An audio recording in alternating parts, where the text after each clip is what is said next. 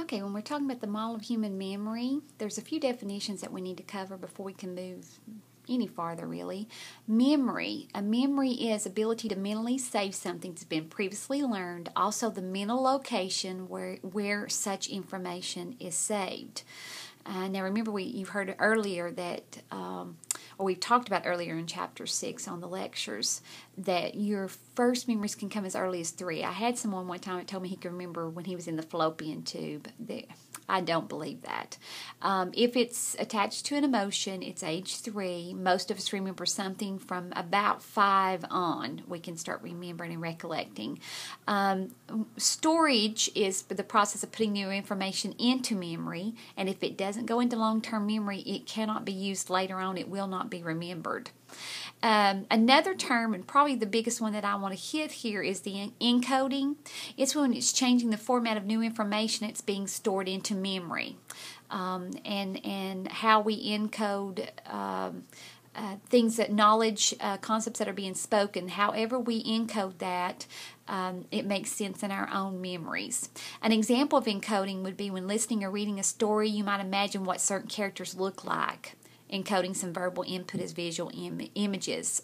Reading a book that for enjoyment, where it's describing a scenery or a certain place, and you begin to picture that in your mind.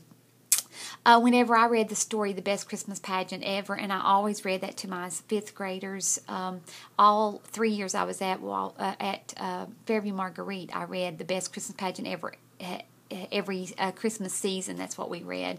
Then we would either go see the movie, or West put it on as a play one time, and we went to see the live play in the auditorium at West, and that was an experience because a lot of my students had never done that. But when I was reading it, some of the students pictured the main characters the way they thought they looked based on the description by the author. When they formed those visual images based on verbal descriptions, they were encoding those descriptions.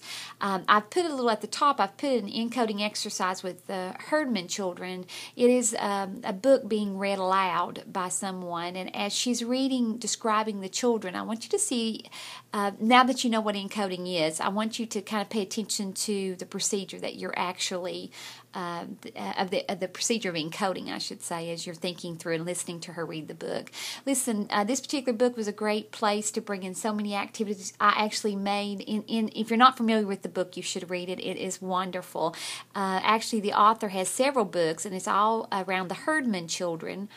A very low poverty family. You'll find out it's the best worst Halloween ever. It's the best worst Christmas pageant ever. It's the best worst school year ever. She has several of them. You should read them. But in the best Christmas pageant ever one, they make a cake, an apple spice cake, and during the reading, I always made an apple spice cake for them. Now, I made a donut glaze to pour over it because it's a little dry without the donut glaze, so the kids would lick that up, and they would be eating that while we were reading that part of the story. It was really good. If you've already listened to the section on retrieval, I just wanted to remind you again, it is the process of finding information previously stored in memory. Also, it talks about the 3 key components of the memory. There's a sensory register, a working short-term memory, and a long-term memory, and we're going to talk a little bit more in depth in another place on the line of it, so you'll be getting information about all 3 of those. These 3 are considered to be the 3-component model of human memory.